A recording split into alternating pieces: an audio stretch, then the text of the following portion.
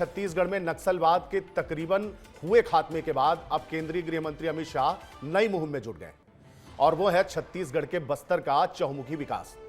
बस्तर के जगदलपुर में आयोजित बस्तर पुंडूम में अमित शाह ने दावा किया कि आने वाले दिनों में बस्तर की तस्वीर बदल जाएगी। देश के लोग अब बदला हुआ बस्तर देखेंगे, जहां विकास और रोजगार दिखेगा।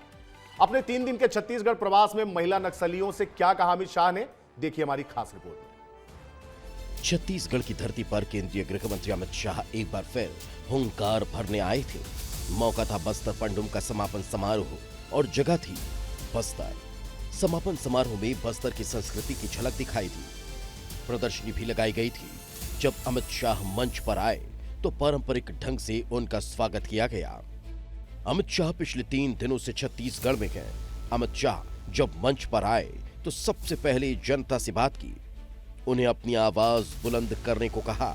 बचे कुचे लोग हैं, वो हथियार डाल दे, सरकार आपकी सभी प्रकार की चिंता करेगी।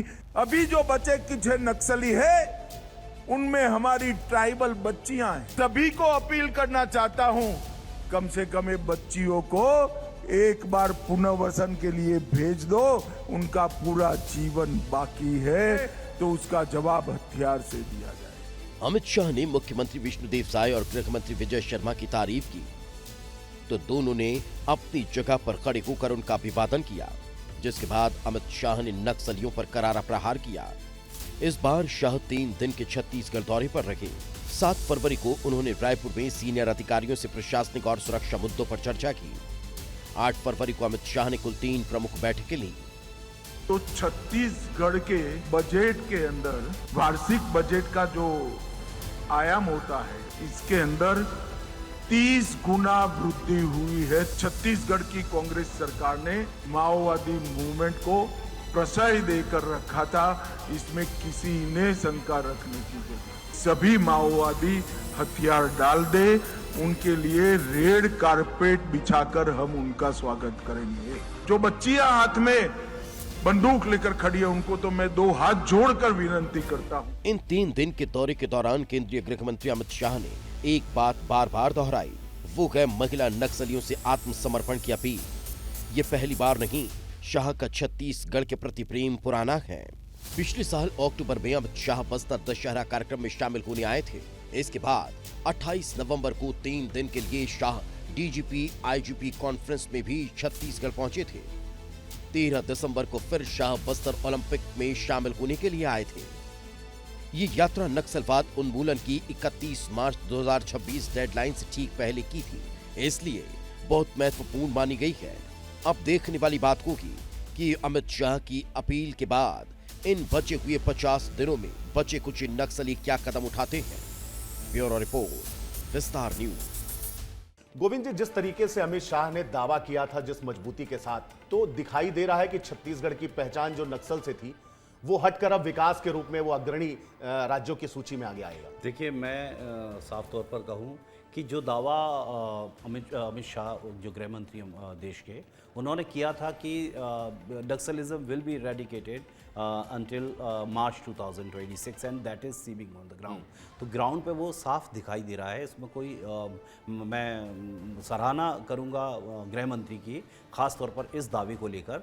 जैसा ये सुखद परिणाम है, आपको पता है कि नक्सलिज्म में सबसे बड़ा जो सस्पेंस बना हुआ था वो था हिडमा। उसको भी अब आधिकारिक तौर पर पुष्टि हो चुकी है। कई बार ऐसी गलत पुष्टियाँ भी हुई, लेकिन इस बार पुख्ता पुष्टि हुई है।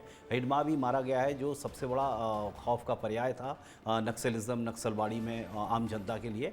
तो ऐसे में जो दावा किया गया था उसमें पूरी तरह से सच्चाई ग्राउंड पर भी नज़र आती है।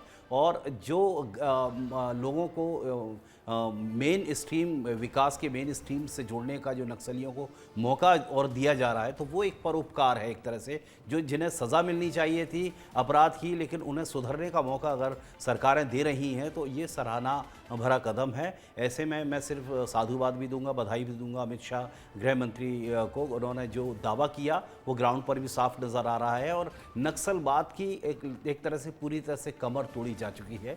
और देश की दरकार है, ना सिर्फ मध्य प्रदेश, छत्तीसगढ़ और अन्य महाराष्ट्र और दूसरे नक्सल प्रभावित सूबों की, बल्कि पूरे देश में एक सुखद संदेश जाता है जब ये पता पता चलता है कि नक्सलवाद जैसी जो खौफनाक बुराई थी देश भर में वो इरेडिकेट हुई है और लगभग उसका समाप्त नहीं, लेकिन जिस तरीके से उन्होंने नक्सलवाद खत्म करने की बात के साथ ही और इन 6 महीनों में 4 बार दौरा कर चुके हैं, लगातार उनका छत्तीसगढ़ जाना हो रहा है और छत्तीसगढ़ की एक अलग तस्वीर बनाने में लगे हुए हैं, एक नया उदाहरण प्रस्तुत करने में लगे हुए हैं, वो आपको होता हुआ नजर आ रहा है? क्या लगता है आपको इसके पीछे की क्या मंशा होगी और क्या कुछ नया छत्तीसगढ़ में देखने को मिलेगा? देखिए अंशुल, दौरे के बाद दौरे अगर किए जा रहे हैं गृह मंत्री के द्वारा, क्योंकि नक्सलिज्म हो या फिर टेररिज्म हो, ये कैंसर है, ये कब उभर आए किसी को पता नहीं चलता। तो ऐसे में हर तरह से वो आश्वस्त होना चाहते हैं, यही वजह है कि ये कैंसर फिर से ना उभर आए, इस वजह से पूरी तरह से आश्वस्त होकर उनके दौरे जो हो रहे हैं सूबे में, तो यही आश्वस्तता वो भी प्राप्त करना चाहते हैं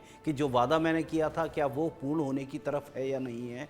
ऐसे में अगर इस तरह की चीज़ें की जा रही तो बिल्कुल मैं कहूँगा कि सराहनीय योग्य है और नक्सलिज्म को जो ख़त्म करने का जो दावा और इनका एक ध्येय था उसकी तरफ पूरी तरह से सरकारें आगे बढ़ रही हैं और सरकारों को इसका पूरी तरह से श्रेय भी मिलना चाहिए मुझे लगता है। तो अमित शाह अगर बार बार दौरा कर रहे हैं तो वो इम्पोर्टेंस समझ रहे हैं कि कितना बड़ा काम सरकार ने किया है, ऐसे में ये चीज़ दोबारा न उभर आए उसकी आश्वस्तता के लिए वो दौरे कर रहे हैं। निश्चित रूप से देखिए, छत्तीसगढ़ के लिए जो सबसे बड़ी चुनौती थी नक्सलवाद, उसको चुनौती देने का काम किया है अमित शाह ने, और सिर्फ चुनौती दी नहीं, उसे जैसे कहा था कि जड़ से खत्म करेंगे वैसे ही जड़ से खत्म करने की ओर अग्रसर भी है। मार्च अगले महीने ही है और तब तक मुझे लगता है ये घोषणा भी होगी कि पूरी तरह से नक्सलवाद मुक्त हो चुका है छत्तीसगढ़। और इस पूरे मामले में एक्सपर्ट कमेंट क्या है वो भी जान लेते हैं। एक्सपर्ट कमेंट है, अमित शाह ने छत्तीसगढ़ से नक्सलवाद खत्म करने का जो दावा किया था वो अब पूरा होता नजर आ रहा है और देश के नक्शे पर जिस तरह से छत्तीसगढ़ की पहचान नक्सल से थी उसमें अब विकास की नई इबारत लिखी जाएगी।